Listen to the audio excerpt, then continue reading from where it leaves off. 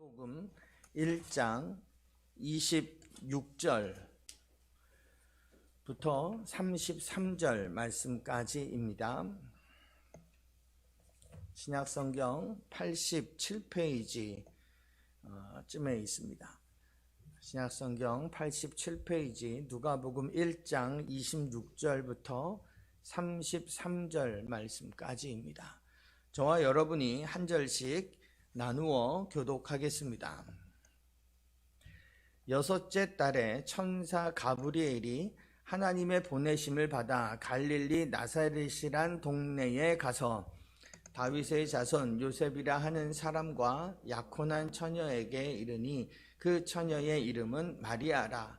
그에게 들어가 이르되 은혜를 받은 자여 평안할지어다. 주께서 너와 함께 하시도다 하니 처녀가 그 말을 듣고 놀라 이런 인사가 어찌함인가 생각하매 천사가 이르되 마리아여 무서워하지 말라. 내가 하나님께 은혜를 입었느니라. 보라 내가 잉태하여 아들을 낳으리니 그 이름을 예수라 하라. 그가 큰 자가 되고 지극히 높으신 이의 아들이라 일컬어질 것이요 주 하나님께서 그 조상 다윗의 왕위를 그에게 주시리니 영원히 야곱의 집을 왕으로 다스리시며 그 나라가 무궁하리라. 아멘. 우리 앞뒤에 옆에 사람과 인사합시다. 반갑습니다. 잘 계셨습니까? 반갑습니다. 각 가정에서도 잘 계셨는지요? 성탄절을 앞두고 이 성탄의 본문을 묵상하던 중에 저에게 새롭게 와 닿았던 장면 중에 하나였습니다. 천사 가브리엘이 마리아를 찾아와서 그에게 전하는 이야기를, 하나님의 말씀을 전하는 그와 같은 본문이죠. 그가 마리아에게 무엇이라고 말했냐면 첫 마디가 이것이었습니다. 28절에 있는 말씀쯤에 보면 은혜를 받은 자여 평안할지어다. 주께서 너와 함께 하시도다 라고 하는 말이었습니다.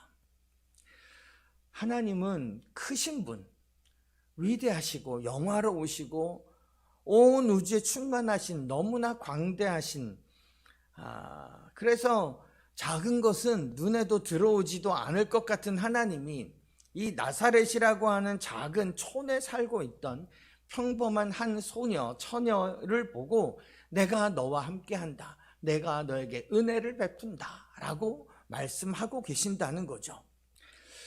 이 말씀이 참 얼마나 대단한 말씀인가 하는 생각을 한 주간 동안 했습니다. 어떻게 보면 크고 위대하신 하나님답지 않은 본문이기도 합니다. 그만큼 위대하시고 크고 놀라우신 분이면 좀 상대하는 사람도 체면이 서는 사람을 상대해야지. 저 한쪽 시골 구석에 있던 당시에 천대받던 여인 중에 한 명이었던 거죠. 왠지 하나님답지 않아 보이기도 합니다. 그 당시에, 성경 당시에 신약 성경 당시에 세계의 수도라고 불려지는 곳이 로마였습니다. 로마에도 제대로 교육받은 요조 숙녀들이, 아주 이 참신한 여인들이 얼마나 많이 있었겠습니까? 로마까지 가지 않는다 하여도 이스라엘의 수도였던 예루살렘 땅에도 얼마나 탈무드나 토라로 잘 교육받은 랍비의 귀하고 예쁜 딸들이 많이 있었다는 거죠.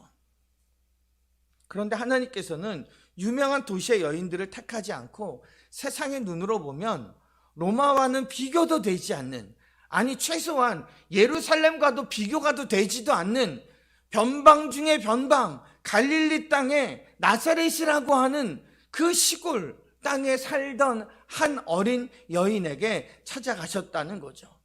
그리고 그에게 은혜를 베푸셨다는 겁니다. 왜 그러셨을까요? 지금이야 여러분 마리아 모르는 사람이 있을까요? 세상에 솔직히. 그래서 마리아라고 하는 이름이 꽤 유명하고 높은 영광스러운 이름이 되었습니다. 그래서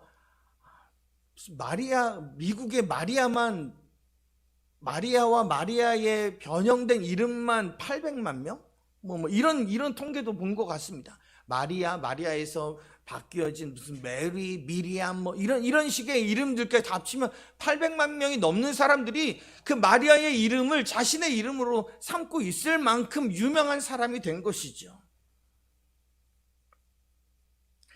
이미 유명해진 마리아를 하나님이 찾아오셨다면 이상하지도 않고 격에도 맞겠습니다만, 여러분, 원래 마리아라고 하는 이름은 본래 의미가 그렇게 좋은 의미가 아닙니다. 고통, 통곡, 슬픔, 비통 이런 의미를 가지고 있는 뜻이 마리아입니다. 천사 가브리엘이 나사렛에서 마리아를 찾아왔을 때에, 그리고 마리아와 가브리엘을 통해서 마리아가 하나님의 뜻을 듣고 난 다음에 마리아가 하나님 앞에서 찬양하는 내용이 나옵니다. 우리가 읽지는 않았습니다만 46절 그 이하의 말씀에 보면 마리아가 하나님 앞에 찬양을 해요. 그때 자기 자신을 뭐라고 이야기를 하냐면, 나는 비천한 여종입니다 라고 48절에 보면 자기가 자기 자신에 대해서 그렇게 이야기를 해요. 동네에서조차 특별한 존재감이 없었던 평범한 처녀였습니다. 더욱이 나사렛이라고 하는 동네는 유대 나라 중에서도 낙후된 아주 시골 중에 시골, 이 후진 마을이었던 거죠. 예수님을 나사렛 예수라고 얘기했던 것이 예수님의 출신지를 설명하기 위함이 아니었습니다. 당시에는 나사렛에서 무슨 선한 것이 나겠느냐라고 하는 속담이 있을 만큼 나사렛은 아주 비천하고 천대받던 낙후된 그런 땅이었던 거죠. 그 나사렛에서 이 여인이 자라고 이 여인이 그곳에 살고 있었던 거죠. 예수님의 앞에다가도 나사렛이라는 이름을 붙였던 것도 그 촌동네 딱지를 붙여서 예수님을 멸시하고 예수님을 불신하기 위했던 그런 나사렛이었던 겁니다. 전혀 나사렛이라 출신이라는 것이 전혀 명예롭지도 않은 것이지요. 그렇게 가난한 동네에서 살던 처녀가 목수직을 천직으로 알고 살고 있던 평범한 어떤 총각과 결혼을 앞두고 있었습니다. 목수는 당시에는 그렇게 대단한 직업이 아닙니다. 흔하디 흔한 직업, 천히 여김받던 직업이었습니다. 그런 남자한테 시집가는 여자가 그리 세상적으로 어마어마하고 대단했겠습니까? 그저 평범하게 결혼해서 아이 낳고 살다가 가는 그런 여자였던 거죠. 그런 여자를 거룩하고 존귀하신 하나님이 눈여겨보시고, 마리아야, 너야말로 은혜를 입은 자다, 내가 너와 함께 하겠다 라고 말씀하셨다는 거죠. 이게 놀라운 일이 되는 것입니다. 그래서 그 고통, 비통, 슬픔의 이름을 가지고 있었던 이 마리아가 하늘의 별처럼 빛나는 이름이 되었던 것입니다. 여기서 우리는 은혜의 파격성을 봅니다. 파격적인 은혜인 거죠. 파격이 뭘까요? 격을 깨뜨리는 게 파격입니다. 격에 맞지 않는 대우를 하는 것이 파격이 되는 것이죠. 마리아에게 그런 은혜가 임한 것입니다. 어떻게 보면 은혜란 항상 파격적입니다. 내가 하나님과 격이 맞아서 하나님이 나에게 잘해주는 게 아닙니다. 하나님과 나는 격이 맞질 않습니다. 그런데 그 격을 깨뜨리셨습니다, 하나님이. 그래서 은혜를 주신 거죠. 파격입니다. 그래서 모든 은혜는 파격적입니다. 나와 하나님 격이 맞아서 그렇게 잘 봐주셨다면 그건 은혜가 아니지요. 우리는 하나님 보시기에 잘난 것도 없고 그닥 유명하지도 않습니다. 가문도 그저 그렇습니다. 우리들 집안 얘기해서 자랑할 만합니까? 솔직히 성품이 선한 것도 아닙니다. 하나님 보시기에 무슨 공로를 세운 것도 아닙니다. 하나님 마음에 드는 어떤 특별한 일을 한 것도 아님에도 불구하고 그 모든 자격 없는 것을 하나님이 다 무시해버렸습니다. 나의 자격 없음을 다 무시해버리고 그냥 나만 보시면 하나님이 좋으셔서 사랑해 주시고 함께 해 주시는 것이 은혜인 것이지요. 이게 파격적인 은혜입니다. 나 때문에 하나님이 격을 깨뜨리신 것입니다. 마리아에게 그런 파격적인 은혜가 임했던 거죠. 여러분, 여기서 우리가 한 가지 오해할 만한 것이 있습니다. 마리아에게 이처럼 파격적인 은혜를 하나님이 먼저 찾아가줘서 만나주시는 이런 파격적인 은혜를 주신 것은 하나님의 아들 예수를 낳을 여인이니까 그런 것이 아니냐. 하나님이 예수를 낙찬히 낳을 여인이니까 이 여인에게 특별히 하나님이 이렇게 대우하신 것이 아닌가라고 우리는 그렇게 생각할 수도 있습니다. 하지만 성경 전체에서 표현하는 하나님의 섭리를 우리가 염두에 두고 생각한다면 예수님을 낳을 처녀이기 때문에 특별히 찾아와서 내가 너와 함께 한다라는 의미가 아님을 우리가 깨달을 수 있습니다. 이미 오래전부터, 아니 더 나아가서 마리아가 이 세상에 태어나기도 전부터 마리아의 신분 여하를 막론하고 하나님은 그를 아셨고 그를 사랑하셨고 마리아가 모르는 시간부터 하나님은 그와 함께 하셨던 거죠. 그리고 지금도 본문이 기록될 그 당시 지금도 함께 하신다는 것을 보여주고 있는 거죠. 본문의 이야기 안에 내포되어 있는 것입니다. 이것이 파격적인 은혜입니다. 예전에 영국에서 종교학자들, 특별히 비교 종교학자들이 모여서 컨퍼런스를 했다 그럽니다. 비교 종교학이란 종교학을 서로 비교하면서 연구하는 학문이겠지요. 그래서 무슨 기독교, 천주교, 또 무슨 이슬람, 회교, 불교, 이런 힌두교 이런 것들이 다 모여서 서로 비교하며 연구하는 것입니다. 그날 그 컨퍼런스의 주제 가운데 한 가지가 이것이었다 그럽니다. 기독교만의 독특한 교리가 뭐냐? 다른 종교에는 없는, 불교에는 없고 이슬람에는 없는 이 기독교만의 독특한 교리가 무엇이냐? 라고 하는 것이 규명하는 것이었습니다. 기독교에는 하나님이 사람이 되셨다는 교리가 있습니다. 성육신이죠. 그게 성탄 아니겠습니까? 성탄을 축하하는 것도 하나님이 사람이 되어서 세상에 태어났기 때문이다 라는 거죠. 이게 얼마나 굉장히 중요하고 대단한 일입니다. 이것이 기독교만의 교리다, 독특한 교리다, 이렇게 생각하기 쉬운데 비교 종교학자들의 말을 들어보면 다른 종교에도 신이 사람이 되어 온 것이 그 내용이 조금 다를 뿐이지 그런 이야기가 있답니다. 그러니까 이거는 기독교만의 이야기가 아닌 거죠. 많이 있대요. 내용이 조금 달라서 그러지. 또 한 가지 기독교에서 중요하게 여기는 예수님이 사흘 만에 부활하셨다는 이야기입니다. 이건 기독교의 정말 중심이고 생명과도 같은 거죠.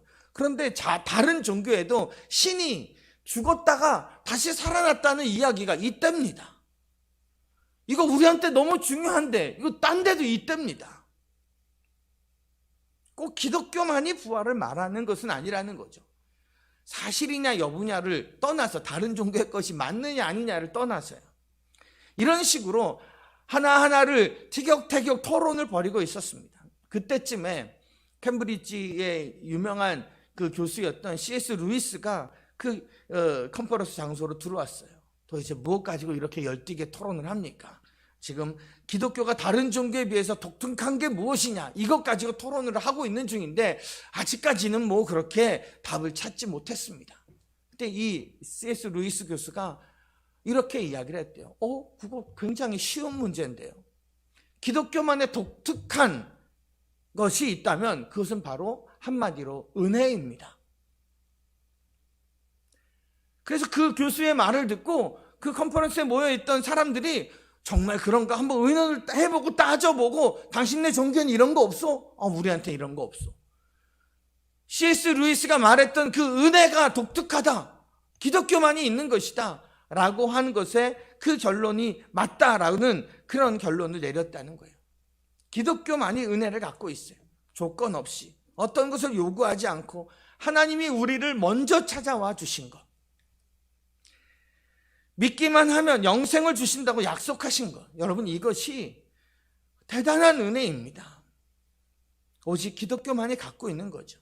마리아와 같은 비천한 평범한 여자를 찾아와서 내가 너와 함께 한다 말씀하시는 그런 은혜는 다른 종교에는 상상할 수 없는 것입니다. 우리가 죄인임에도 불구하고 예수님의 피로 말미암아 우리의 모든 죄를 씻어주시고 무조건 자기 자녀로 받으셨습니다. 대단한 은혜이지요. 이런 은혜를 기독교만 가지고 있는 거예요. 다른 종교에도 보면, 예를 들어서 불교에는 일명 그들이 말하는 피안이라고 하는 8가지의 길이 있습니다. 안락함에 들어가는 8가지의 길, 그거 다 사람이 해야 하는 것이었습니다. 힌두교에는 비슷한 인과응보의 교리가 있습니다. 유대교에도 율법이 있고 이슬람에도 그 나름의 계율이 있습니다. 이건 은혜라는 것이 없습니다. 모두가 다 인간이 구원을 얻기 위해 노력을 해야 한다고 가르치고 스스로 구원을 따내야 된다, 쟁취해야 된다라고 가르칩니다. 하나님이 찾아오셔서 손수 구원해 주시고 인간의 어떤 노력을 요구하지 않는 그런 은혜는 다른 종교에 없다는 거죠. 그래서 마리아에게 찾아오신 은혜를 받은 자여 평안할지어다. 주께서 너와 함께 하시도다. 이 은혜, 이건 오직 하나님만이 주실 수 있는 은혜라는 것입니다. 그런데 한 가지 우리가 생각해 봐요. 마리아에게 주셨던 이 은혜는 오직 마리아만 받는 은혜일까요? 본문을 읽으면서 저는 다시 한번 확신하게 되었습니다. 그 시골 동네에 비천하고 평범한 하찮은 마리아를 아시는 하나님이셨다면 오늘 그와 유사한 비천하고 평범한 나를 하나님이 아신다라고 확신이 들었습니다. 그렇게 초라하고 평범한 여자를 하나님께서 은혜를 베푸시고 함께 하셨다고 한다면 그 하나님이 나와 함께 하시는 것도 틀림없는 사실이라는 것을 다시 한번 확인하고 감사했습니다. 마리아를 찾아오셔서 내가 너와 함께 한다고 하시던 그 하나님이 바로 우리의 하나님이십니다. 그 하나님이 나와 함께 하심을 우리가 믿을 수 있어야 되는 거죠. 성탄을 앞두고 있습니다. 성탄이 우리에게 기쁘고 감격스러운 것은 무엇 때문일까요? 무엇이 성탄을 기쁜 날로 만드는 것일까요? 하나님이 비천한 나를 찾아오셨기 때문에 그렇습니다. 찾아오신 그 위대하신 분이 지금도 나와 함께 하신다는 거죠. 나와 함께 하시는 하나님, 이게 바로 임마누엘입니다. 임마누엘의 하나님 때문에 성탄이 기쁜 거죠. 성탄이 우리에게 말해주는 가장 큰 메시지는 하나님께서는 우리가 어디에 있든지 우리를 찾으러 오신다는 사실입니다. 하나님 우리가 어디에 있든지 찾아오십니다. 그냥 하늘에 계셔도 상관이 없으신 그분이 우리가 죄로 말미암아 죽는 것을 마음 아파하시고 가슴 치시며 우리를 구원하기 위해 이 땅에 오셨던 거죠. 우리가 죄로 말미암아 죽는 것을 보실 수가 없으셔서 하늘 부자를 버리시고 이 땅에 낮고 낮은 말 구유에 오셨던 겁니다. 그래서 성탄은 우리에게 있어서 은혜가 아닐 수가 없습니다. 죄인인 나는 하나님을 찾을 수가 없습니다. 죄인인데요. 부족한데요. 결핍된 자들인데요. 내가 하나님을 찾아가는 것이 아니고 그래서 하나님이 나를 찾아오신 것입니다. 이게 은혜입니다. 마리아를 찾아오셨던 하나님, 그 예수님을 통해서 우리 모두를 찾아오신 하나님, 바로 하나님이 나를 찾아오셨다는 것, 이것이 성탄의 메시지가 되는 것입니다. 내가 절망 가운데 있고 고통당하면서 살면서 허덕이고 온 천지가 캄캄해 보여도 그 순간에 하나님은 나를 찾으시며 내게 임하신다는 것이 성탄의 메시지입니다. 슬픔, 비통, 고난의 이름을 가진 마리아에게 찾아오시어서 하늘의 별과 같이 빛나는 이름으로 바꾸어 주셨던 것처럼 이게 바로 본문의 마리아가 체험한 은혜이며 오늘 우리가 체험할 수 있는 은혜입니다. 우린 마리아처럼 평범한 사람들입니다. 뭐 그리 부자도 아니고 가문이 좋은 것도 아니고 잘난 것도 별로 없습니다. 특별히 하나님 앞에 서라면 뭐 더더욱 내놓을 것이 없는 사람들입니다. 그럼에도 불구하고 하나님은 지금도 나를 찾아오시고 내가 너와 함께 한다고 말씀해 주신다는 거죠. 성탄을 기억하며 나와 함께 하시는 이 은혜의 하나님을 잘 묵상할 수 있는 그런 저와 여러분 되시기를 주의 이름으로 간절히 축원합니다. 그러나 여러분, 우리가 인생을 살면서 험한 파도와도 같은, 파도를 치는 이런 망망대해와도 같은 이 세상을 살아가다 보면 하나님이 나와 함께 하신다, 이 믿음을 끝까지 붙들고 살아가기가 너무나도 어렵다는 것을 우리가 체험적으로 압니다. 우리가 다 그렇게 배반하고 또다시 돌이키고 했던 그런 체험이 있으니까요. 하나님이 나와 함께 하신다는 믿음이 흔들리기 쉬울 때가 너무나도 많이 있습니다. 심한 경우는 하나님이 나와 함께 하신다 말고 하나님이 계시느냐 안 계시느냐, 내가 이렇게 힘든데 하나님이 계시느냐 안 계시느냐, 계신다면 뭐 하고 계시는 것이냐 라고 말하고 싶을 때가 있는 거죠. 절박한 상황을 만날 때가 있습니다. 하나님이 계시냐 안 계시냐를 가지고 의심하고 있는 판국에 하나님이 나와 함께 하시냐 함께 하시지 않느냐가 이게 마음에 다가오겠습니까? 그만큼 이 세상이 하도 험하기 때문에 하나님이 나와 함께 하신다고 어제는 믿었어도 오늘은 자신할 수 없는, 어제는 내가 믿고 나아갔는데 오늘은 내 마음이 또 흔들리는 그런 세상 가운데 살아가고 있다는 거죠. 그럼 우리만 그런 것이 아니었습니다. 사실은요, 성경 속에 나오는 여러 인물들도 그랬고 우리의 믿음의 선배들도 마찬가지였습니다. 감당하기 어려운 시험을 당할 때마다 하나님이 나와 함께 하신다는 것을 부정하고 싶은 많은 사람들이 있습니다. 하나님이 나와 함께 하신다면 어떻게 이런 일이 있을 수가 있겠느냐. 믿음의 혼란, 인간이니까 당연히 그런 혼란 가질 수 있다고 생각합니다. 여러분, 살아가다 보면 내가 잘못해서 화를 자초할 때도 많이 있습니다.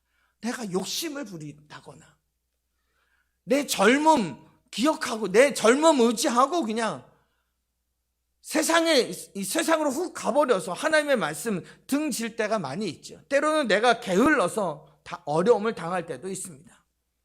어떤 때는 예수 잘 믿고 하나님 말씀대로 살았으면 절대 일어나지 않을 일을 내 머리 믿고 내 젊음 믿고 하나님 앞에서 까불다가 화를 당하는 경우도 있죠. 하지만 우리가 당하는 고통이 모두가 다 내가 잘못해서 당하는 것만은 아닙니다. 나 말고 다른 사람, 다른 환경 때문에 어려움을 당할 때가 참 많아요. 억울한 일들이 너무 많아요, 세상에는. 여러분, 이럴 때가 문제입니다. 내가 잘못해서 내가 까불다가 내가 교만해서 내가 게을러서 어려움 당하면 우리는 기도하면 양심이 회복이 되어서 내가 알아요. 그런데 나는 잘못이 없었는데 세상에서 어려움을 당하면 하나님한테 손가락이 가게 되는 거예요. 예를 들어서 내가 6.25 전쟁을 일으킨 것이 아닌데 그놈의 6.25 전쟁 때문에 나는 부모를 잃고 집을 잃어버렸어요. 부모를 잃어서 내가 그 고생을 하면서 내가 수십 년을 내가 지내왔어요. 우리는 한 민족으로 같이 살고 싶었는데 세계 강대국들이 자기들 편으로 하겠다고 둘로 나눠놓고 수십 년 동안 가족들 얼굴도 못 보면서 살았던 거죠. 난 착실하게 장사하며 살고 있었는데 나라의 경제를 책임지는 사람들이 나라 경제를 잘못 운영해서 수치를 잘못 봐가지고 IMF라고 하는 이상한 괴물이 나타나서 그때 내 가게, 내 사업이 망하는 경우가 있었던 거죠. 나는 회사에 입사해서 정말 회사를 위해서 열심히 일한 것밖에는 없는데 회사 대표가 자기들 가족만 챙기느라 뒤로 비리를 저지르고 결국에는 회사를 망해서 내가 직장을 잃어버릴 수도 있는 거죠. 내가 열심히 사업을 했는데 난 잘했는데 나와 거래했던 거래처가 부도가 나서 그것 때문에 연쇄적으로 내가 부도를 당하게 된 경우도 있습니다. 요즘 우리는 갑자기 코로나가 온 세상을 뒤덮어서 이제 막 새롭게 일을 시작하려고 했는데 제대로 시작도 못 해보고 문 닫는 사람도 있을 수 있습니다. 이번에 고3 학생들은 제대로 수업도 못 받고 언제 어떻게 시험을 치를 것인가 불확실한 상황, 대비되지 분명치 않은 상황에서 대입시험을 치러야만 했던 거죠. 여러분, 곰곰이 생각해보면 많은 경우 내가 고통당하는 것, 내가 잘못해서 당한 것이 아닐 때도 있습니다. 나라의 지도자가 뭔가 잘못해서 내가 당할 때도 있고 정부가 잘못해서 당하기도 하고 기업이 잘못해서 당하기도 하고 지금까지 내려온 관행이 그래서 그렇게 될 수도 있고 이런 생각을 우리는 너나 없이 느끼며 살아갑니다. 그러니까 마음에 분노가 생기는 거예요. 난 열심히 한다고 했는데 내 마음대로 안 되니까 분노가 쌓이는 거예요. 억울함이 있는 거죠. 우리 나름대로 울분이 있고 분노가 있습니다. 그러니 하나님이 나와 함께 하신다면 어떻게 이런 일이 있을 수 있느냐? 왜 이렇게 어려운 일이 있을 때 미리 나한테 알려주지 않았느냐? 예수 믿는 거 좋은 거 뭐냐? 이럴 때 좀 대비하고 어려울 때 좀 도움받고 말이야 뭐 이래야 되는 것 아니냐? 왜 잠잠하셨느냐? 무슨 경고라도 해주셔야 되지 않겠느냐? 잠잠하면서 어떻게 나와 함께 하신다 말씀하실 수 있으신가? 여러분은 이런 소리를 안 하실 수 있으시겠습니까? 누구나 이런 시험에 빠질 수 있습니다. 하나님이 나와 함께 하신다는 것은 그래요, 뭐 알겠어요. 사실인 것 같은데 사실이라고 내가 깨닫고 받아들이기에는 지금의 안 풀리는 나의 상황과는 너무나도 모순이 되는 것처럼 생각이 되는 거죠. 그러나 오늘 우리가 잊지 말아야 할 말이 있습니다. 하나님이 우리에게 오늘 하시고자 주시고자 하는 교훈이 있습니다. 그럼에도 불구하고 나는 너와 함께 한다는 것입니다. 잘 풀려야 하나님이 함께 하시는 것만은 아닙니다. 일이 잘 되어야지만 하나님이 나와 함께 하시는 게 아닙니다. 그렇게 안 되어도 하나님은 나와 함께 하십니다. 이걸 믿을 수 있어야 합니다. 하나님은 사람들이 소위 운명이라고 말하는 모든 것까지도 다 통제하시고 지배하시는 전능하신 하나님이십니다.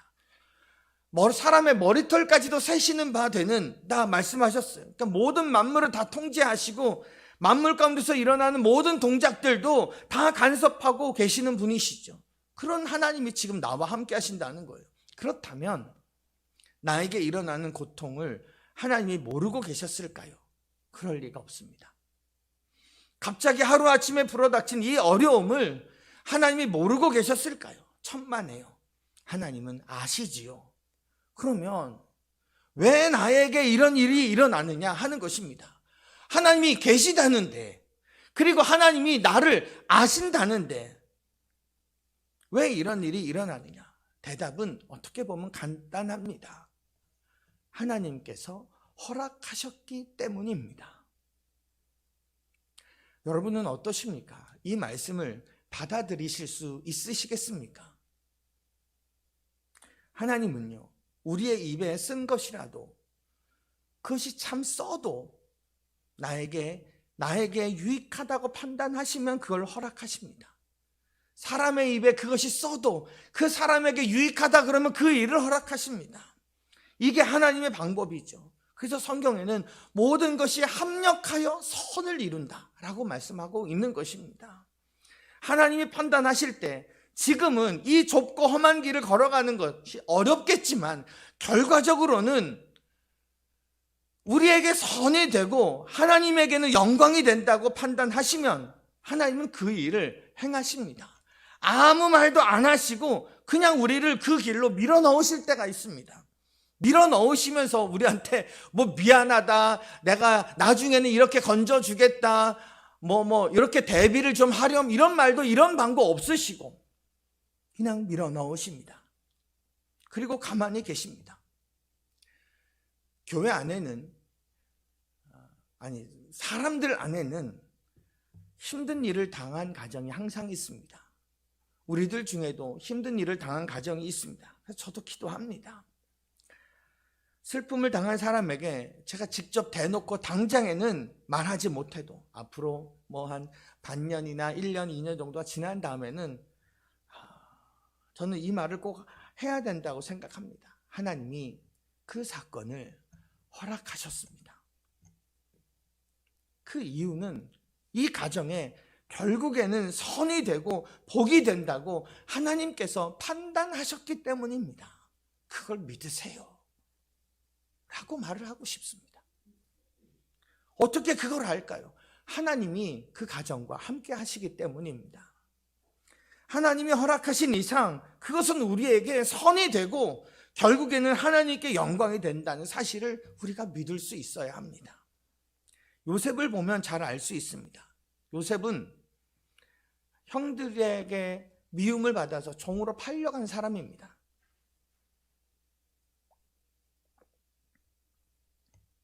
요셉의 별명이 뭔지 아세요? 임마누엘이에요. 별명? 성경에는 없어요. 요셉의 별명은 임마누엘이니라 이런 말씀 없어요. 그런데 요셉의 이야기가 기록된 중간중간마다 이런 말씀이 있어요. 하나님께서 그와 함께 하시니라. 종으로 팔려가도 하나님께서 그와 함께 하시니라. 감옥 안에서도 하나님께서 그와 함께 하시니라. 가정의 총무가 되어서 집안 살림을 할 때에도 하나님께서 그와 함께 하시니라. 함께 하셨다면 왜 형들이 동생을 노예로 팔아먹는 그 자리에 하나님은 침묵하고만 계셨을까요? 형들이 그 동생을 굴에다 집어 던져 넣고 형들 앞에서 싹싹 손을 빌면서 살려달라고 했을 터인데 그때 하나님은 왜 모른 척 하셨을까요? 그 후에도 여전히 성경은 여호와께서 그와 함께 하셨다라고 말씀합니다. 하나님은 요셉에게 한마디도 말씀 안 하셨습니다. 종으로 팔려가고 나서도 가정의 총무가 되고 다시 감옥에 가도 총리가 된 다음에도 말씀이 없으셨어요. 그렇게 수십 년 동안 한마디도 안 하셨습니다. 오랜 시간이 지나고 다시 형들을 만나고 나서 드디어 요셉이 깨닫습니다. 하나님이 나에게 이 잔인하고 눈물 났던 시간들을, 이 고통을 허락하신 이유가 바로 이것 때문이었구나 라는 것을 깨닫고 이처럼 고백합니다. 창세기에 50장 20절 말씀에 보면 이런 말씀이 있습니다. 당신들은 나를 해하려 하였으나 하나님은 그것을 선으로 바꾸사 오늘과 같이 많은 백성의 생명을 구원하게 하시려 하셨나니. 고통이, 아픔이, 그 외로움이 하나님께서 허락하신 일이었다고 요셉이 고백하는 장면입니다. 하나님이 요셉과 함께 하셨기 때문에 가능했던 거죠. 여러분, 우리에게도 하나님은 그렇게 해 주실 줄로 믿습니다. 한동안은 하나님의 뜻이 무엇인지 몰라서 헤맬 것입니다. 요셉이 15년, 20년은 헤매고 다녔습니다. 우리도 헤맬 수 있습니다. 왜 부도가 났는지, 왜 이 몹쓸 병에 걸렸는지, 왜 생활이 갑자기 어려워졌는지, 왜 직장을 잃어야만 하는지, 왜 갑자기 몸이 아픈지, 어려움을 당하면 우리가 다 헤매요. 기도도 잘 안 되죠. 하나님이라고 외쳐 부르다가도 속에서 화가 나잖아요. 여러분, 그래도 하나님이 이런 일을 나중에 선한 뜻이 있어서 내게 허락하셨다는 것을 믿는 그 믿음만큼은 꼭 붙잡고 있어야 되는 것입니다. 그게 우리의 소망이요 생명입니다. 이 고난이 나중에는 축복으로 바뀐다는 믿음을 꼭 가지고 계셔야 합니다. 하나님이 나와 함께 하시기 때문에 그렇습니다. 오늘 밤에는 울음이 있어도 내일엔 기쁨이 찾아온다는 것을 믿어야 합니다. 눈물로 씨를 뿌리고 고난의 길을 걸어가면 기쁨으로 단을 거두는 날이 온다는 것을 믿을 수 있기를 바랍니다. 하나님이 나와 함께 하시기 때문에 그렇습니다. 내 삶에 어려운 고통이 있을지도 모릅니다. 그러나 어떤 상황을 만나도 하나님이 나와 함께 하신다는 것을 의심하지 말고 나아갈 수 있어야 합니다. 어려워지면 어려워질수록 이 고백을 잊지 마세요. 그럼에도 불구하고 하나님은 나와 함께 하신다. 하나님이 허락하신 고통이면 여기에 바로 선이 있는 것입니다. 여기에는, 그 고통에는 복이 숨어 있는 것입니다. 그러므로 기다리면 하나님이 이 고난을 통해서 나를 축복하실 것이고 하나님께 영광이 될 것입니다. 이런 고백을 드리면 하나님이 그 믿음대로 반드시 응답해 주실 줄로 믿습니다. 우리 모두에게 이와 같은 하나님의 축복이 우리의 삶을 통해서 잘 드러나는 그런 풍성한 삶이 다 될 수 있기를 주님의 이름으로 간절히 축원합니다. 아멘. 오늘 주신 말씀을 기억하며